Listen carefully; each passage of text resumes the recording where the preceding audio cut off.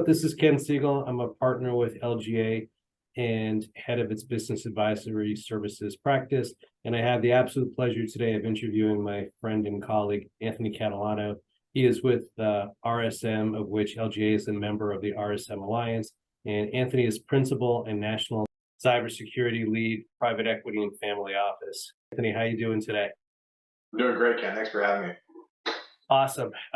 I'm going to be interviewing Anthony in a three-part series, all covering different aspects of cyber threat, because I think it is so important for all of our clients, friends, to really appreciate this real lurking threat that's very pronounced and out there. How have the cyber threats evolved over the years relative to where it is now, and where it's potentially going? 20 years ago, you came to work, you did your business on your computer, and you went home. People didn't have laptops. People weren't traveling around the world. Business was performed within that perimeter, which was demarcated or identified at the perimeter as being the firewall. And that's really where you focus. You made sure hackers couldn't come in through that firewall and get into your systems. Where we've evolved since then is the perimeter has expanded dramatically, right? It's not just within the border of an organization's footprint, it's all over the world. And the perimeter has now become the end user, the people, and the end point.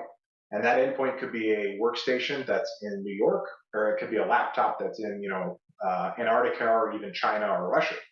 So the idea of protecting the perimeter is kind of how we think about cybersecurity today. And there's lots of different ways to do that. But previously it was lock down ports and services so a hacker couldn't break through a firewall.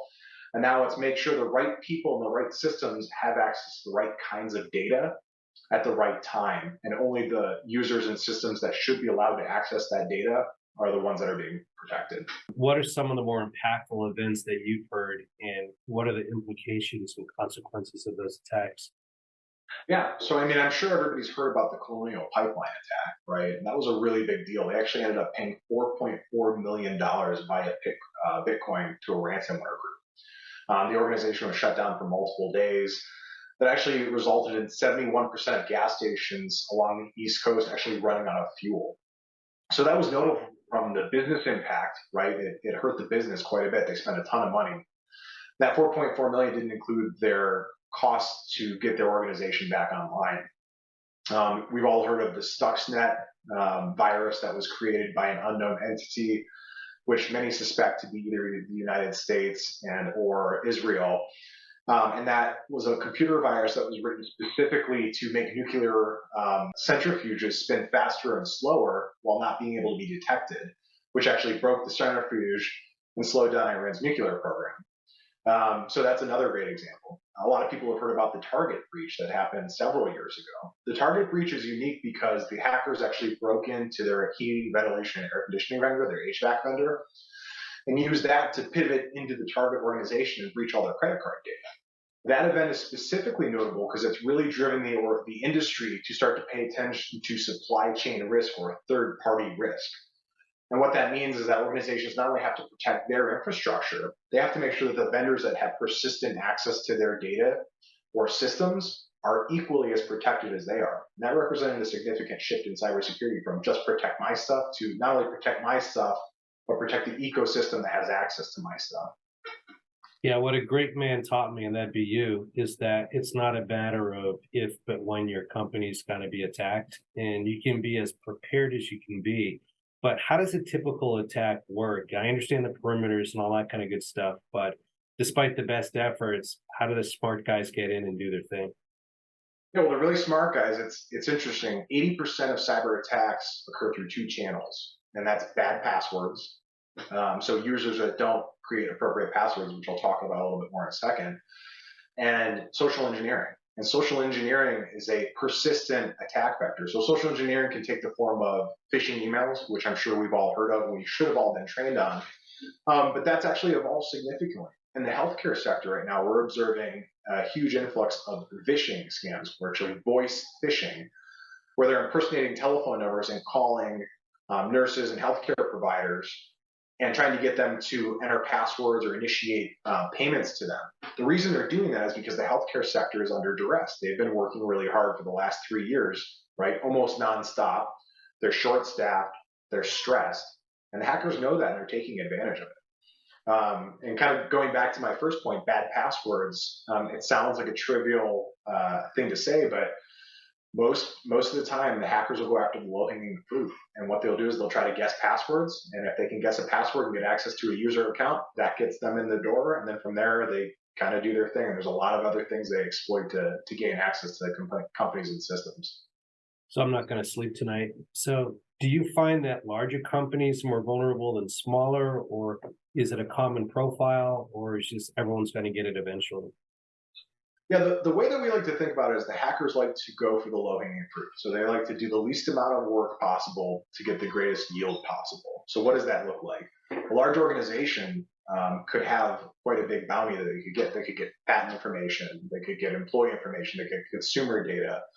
They could steal a lot of really valuable stuff, but the effort to do so is going to be higher because those large organizations spend a ton of money on cybersecurity, right? I think, some of these budgets are in the billions of dollars.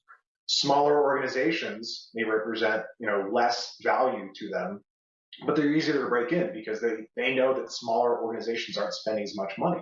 Mm-hmm. It's critical for smaller organizations to really implement what we call appropriate cyber hygiene, right? And I'm sure people have heard that term, but what that means is the minimum set of cyber tasks. Those need to be completed and they need to be sustained long term. And it's a really easy set of things to do. A lot of organizations could actually look at their cyber insurance policy.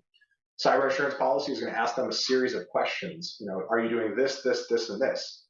Organizations need to make sure that they're doing all the things that the cyber policy stipulates to, and that there's no gaps in what they said they're doing versus what they're actually doing in practice. Because any gap means that the cyber liability insurer is going to look back after a breach and say, you said you did this, you weren't actually doing it, we're going to go ahead and retroactively cancel your policy. We'll refund your premium, but you have no coverage for this multi-million-dollar cyber event that you just went through. Yeah, and that's part of what you read is people get breached all the time, and you get these emails from fill in the blank that says our profound apologies, we have been breached. And you really don't know what that means other than profound apologies. And I understand there's probably financial and reputational impact, but does that really equilibrate to really the level of stress and damages that are done by having these breaches because they happen so often? Yeah, I can tell you, I run the office of the CISO here at RSN, which means that we have an outsourced CISO function. So I've been a part of far too many breaches. And what I can tell you is the average downtime for a cyber breach that involves ransomware is anywhere from 1 week to a month. That means that the organization is doing no business whatsoever. So there's two scenarios there. In one scenario, you get ransomware and you say, you know what, we're just going to pay this and we're going to get our data back. And you've negotiated with these guys. We've talked about this, which is just crazy. Yeah, it's actually some of the best customer service I've ever had the pleasure of interacting with. They're very friendly, like, oh, we can tell you where to get your Bitcoin and here's how you send it. If you have any questions, please let us know. And all the while they're holding your organization literally hostage. So it's kind of a scary thing, but you have to think about this. If you get a ransomware event, if you don't prepare properly for cybersecurity, you have a ransomware event. If you pay the ransom, you still have to decrypt all of your information. Decrypting complex cryptographic algorithms and what ransomware does takes a long time. It can take weeks to decrypt your environment. And in the meantime, a lot of things are going to be broken. Mm-hmm. So even if you pay, you don't get back up right away. If you don't pay, you have to restore from backup. And we know that new ransomware variants are very good at finding the backup systems, and they don't encrypt them and do the ransom thing. They just destroy the backup architecture. They make the backups completely useless.